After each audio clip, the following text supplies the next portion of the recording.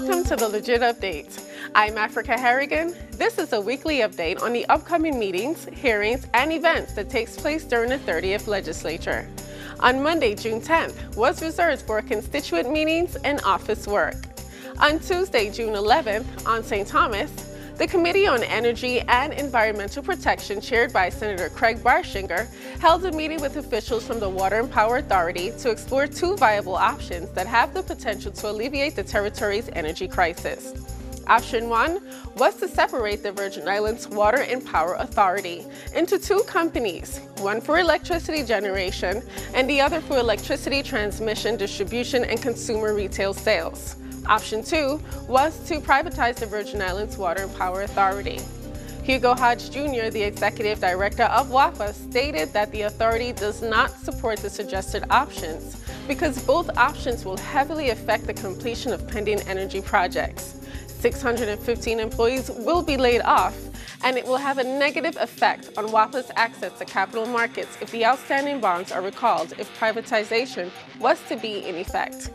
On Wednesday, June 12th, on St. John, the Committee on Health, Hospitals, Human Services, and Veterans Affairs, chaired by Senator Clarence Payne, held a meeting to receive testimony from officials of the executive branch and to hear the concerns of residents regarding the status of facilities and services provided to the residents of St. John.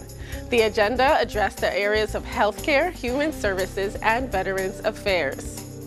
On Thursday, June 13th, was reserved for constituent meetings and office work.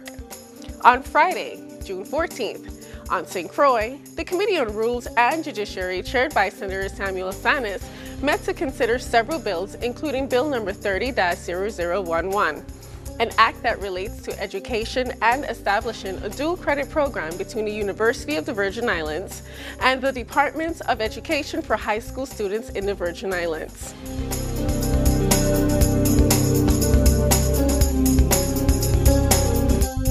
Next week, we have a very full agenda.